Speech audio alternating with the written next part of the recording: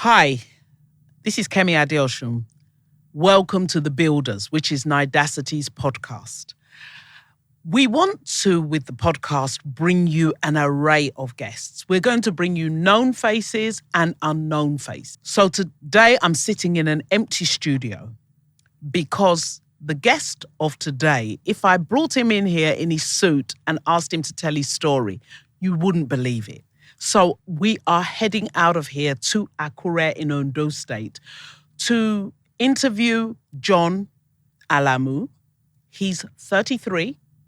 He has a third-class honors in his degree, but he has raised $200 million from foreign and local investors.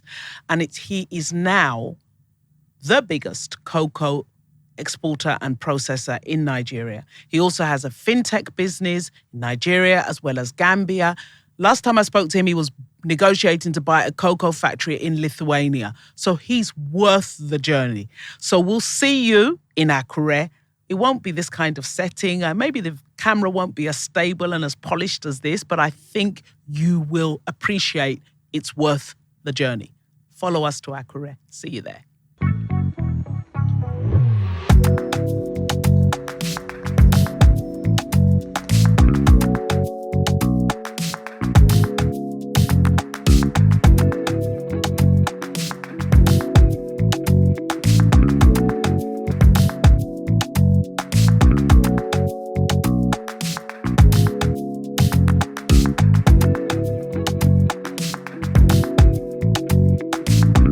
When it comes to foreign direct investment, Johnvents alone in the States has attracted from IFC, World Bank, British International Investment, Afrexim, over 200 million foreign direct investment into Ondo States.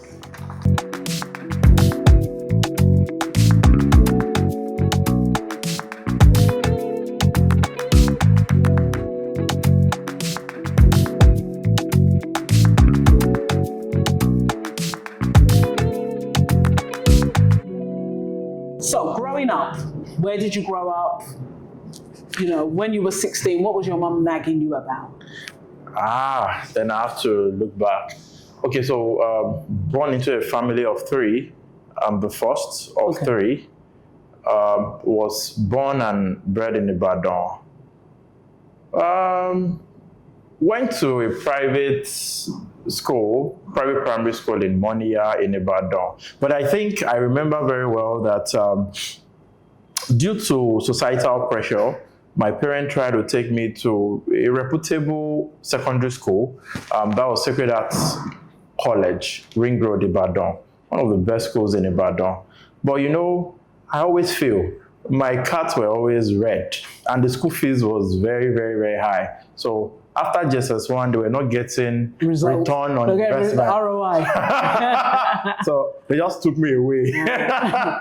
So mum and dad, business people, civil servants, mixture? Oh, that's a very, very interesting question because when it comes to the Nigerian context, they are civil servants. My dad retired now, an immigration officer. Okay. My mom, she's retiring this year. Okay. Mom's still working? Oh, yes. Oh, wow. She's still working. She's retiring this year. A teacher, but you know, they actually had side hustles. My dad, because of the old military thing, he was, you know, more of a traveler. But my mom, I remember she would always sell clothes, you know, typical of civil servant teachers. They would always have something to sell, something to take to the staff room, you know. But what has really helped my own journey, if I recall, was their cyber cafe business. So they were the first people who started cyber cafe in Monia, where I grew up in Ibadan. We call it JOMAG, John Mary Agnes. You know, it's an acronym for John Mary Agnes. And I remember anytime we leave school, we would always go back to the cyber cafe, sell recharge cards, WAEC card, JAMB card, you know. I've always been checking results for people, but the most difficult part of that job was when I had to check my own JAMB results. Because there was no how I would hide that result because, of course, I had to do that in my cyber cafe, and you know, I had a very terrible score, 171. But you survived. Well, the cutoff was 170. You got through. It's by the skin of your teeth, but you were in. You were in. Yeah. And so that took you to uni? Yeah, so because I was very, very young, 15 years old, I could not enter uni directly. Okay. And so I had to go through pre-degree. So I went to Stalegbe in Abeokuta, did pre-degree, failed pre-degree. Failure. You're making up for it now. You are definitely making up for it now. So now take me from, so you didn't get the good result, but you got a result. You let my people go. Right? Yeah, I mean, I'm thankful to you now. Just go. Just because go. my third class was not even a strong one. So is there a strong third class? Yeah, I mean, there are some people who say, oh, I didn't make first class by 0.01, you know, but I didn't make... I made third class by maybe 0.01. But that's fantastic because, you know, it's part of your story and you're owning it and with such an honesty, which is so refreshing.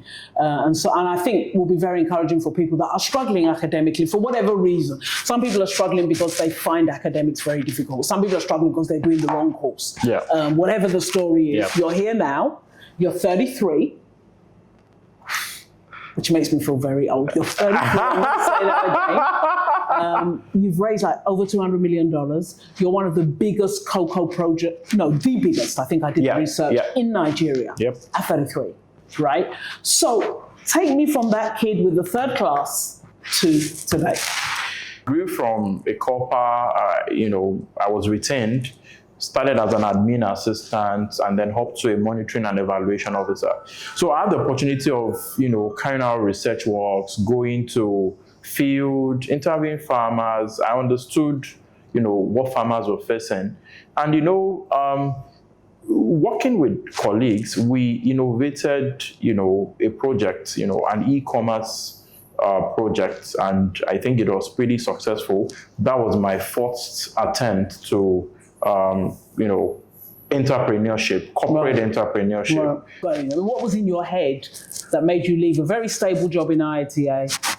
It was a pretty easy decision. Again, these are one of the benefits of being a young person. Your risk appetite is higher. So while my mom, my dad, all of them were worried, I didn't see why they were worried, you know.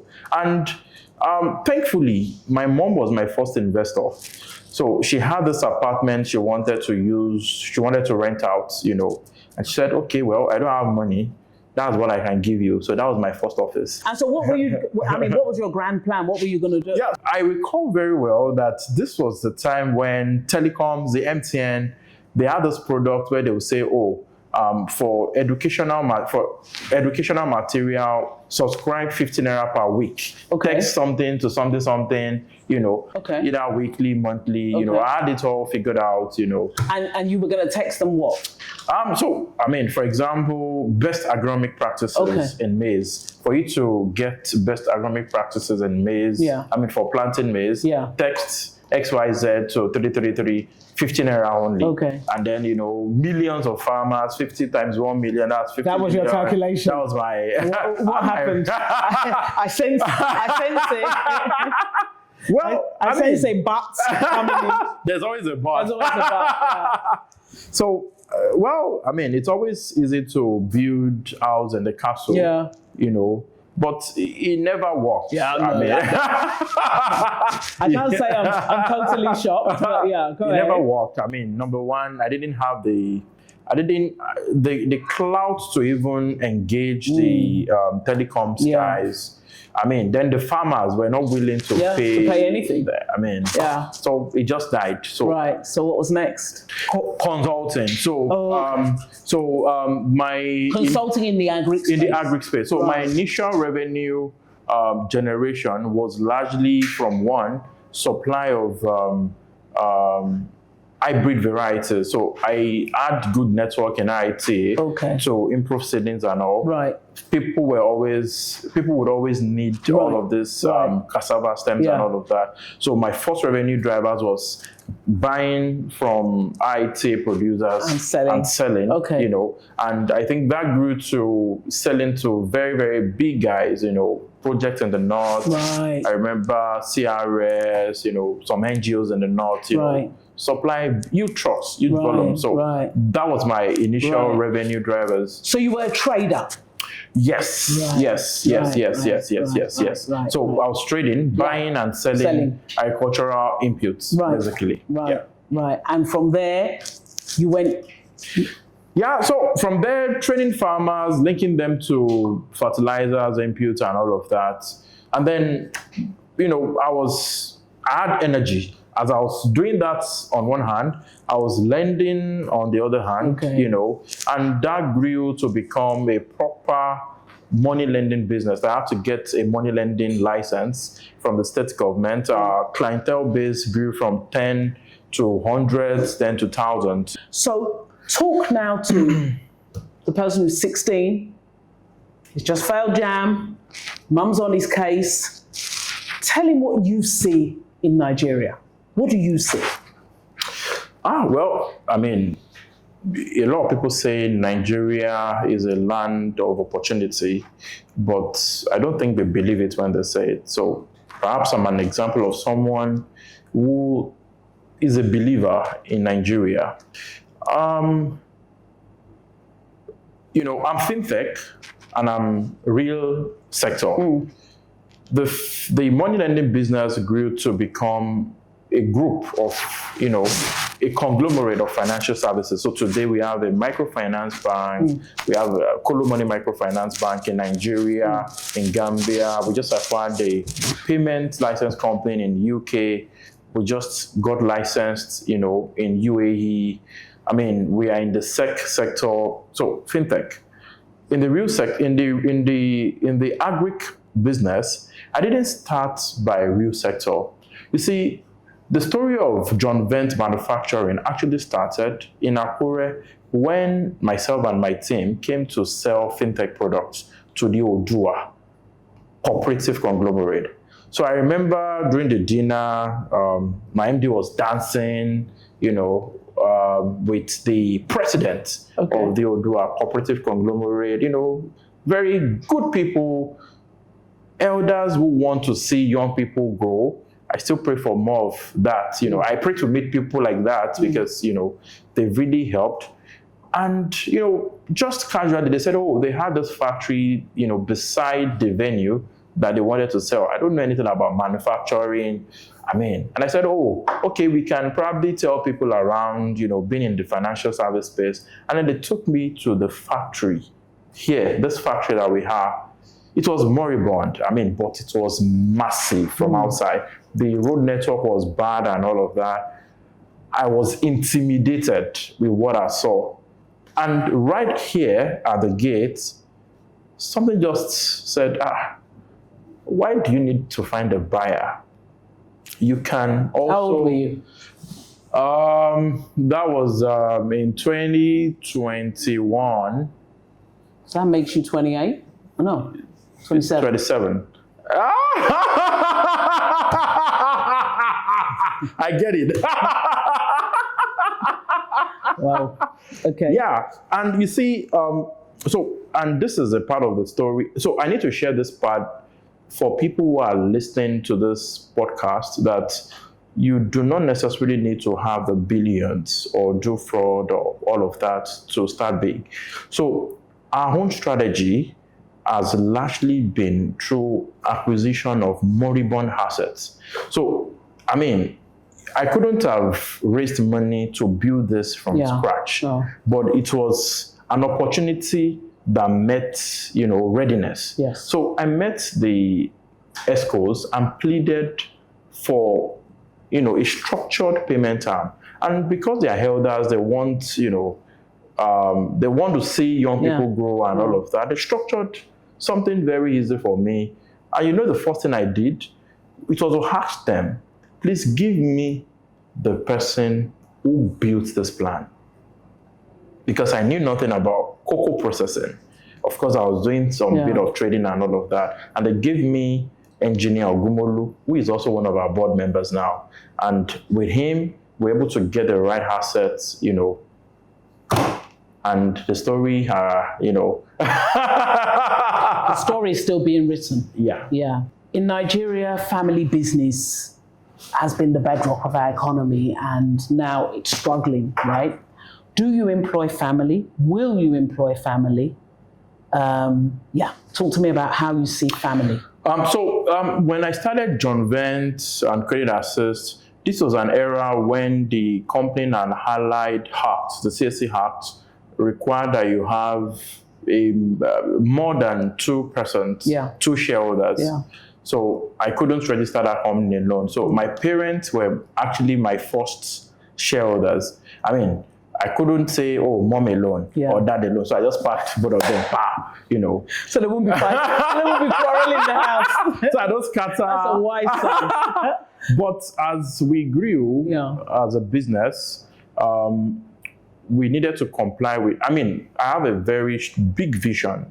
I don't want to create a one-man show. It's a business that I want the early co-builders of this business, I want them to be millionaires in future.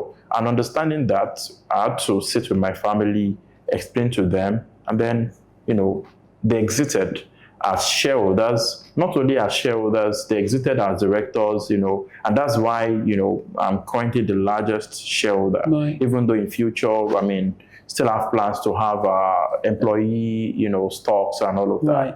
So I started this business with family, and I know the problems associated with having family in Would business. You recommend it? You know, no. Right. I do not. So personally, and my family respects my decision. Right. I do not hire family in business, and would not hire family in business. Right. You know, today I have siblings, they all work elsewhere. I'm married. I mean, she also has a family. They all work elsewhere. It's just a personal philosophy. No. How has your experience been with raising money? To be very honest, I mean, it's just true. It's very, very difficult to raise money. Early days, I'd had to, you know, raise money at a very, very expensive pricing, you know, because people price their risk. Yeah. I mean, every investor is greedy. You know? So you're nobody, you are not tested and trusted. The risk is very, very, very high. You should be. And because I was doing money lending, and money lending rates are very, very high. Yeah. People don't care. They even, in fact, give me a very, very, I mean, I have to pay a very, very high risk. Right. So, but I think the story changed when I diversified, when I diversified from trading to manufacturing, when there was real assets that can be used as collateral. You know, of course, we know about the 5 C's of credit, character, and all of that. So what I've ensured is that for every debt that I've raised, no history of non-payment, you know. So that has helped to build character. How did you make yourself credit worthy? Because credit worthiness is not just repaying, it's also the pre-period, keeping records, being very clear about your vision. How did you make yourself credit worthy? I mean, I'm sure just like every other founder, there was no preparation. Books were terrible, no books. Or for books that were available, they were not structured. So we emerged from an era where we were running a very poor structured, you know, accounting, business management to bring in experts, you know. So I think, and we are still evolving. So if there's any value that I've gotten from, so we've raised $23 million from IFC, we've raised $40 million from BRI, we've raised 25 million from Afrexim. So we've been very open to the international lenders. And I think they see sincerity. We didn't come to them as perfect products. We are still very open to formation. So they've also been guiding us. This is what you should do. Or strengthen your risk, strengthen your corporate governance. And you know what? When they give us those feedbacks, we follow. Right. So because they know and trust that we will do what they advise us, so they're able to, give comfort and, and then they see, these guys are very thorough when it comes to due diligence, and you can't hide from them. No. You can't hide from them. Fantastic. And I think local banks have also, so when IFC finances you or backs you or BI backs you, commercial banks will just follow. Catalytic.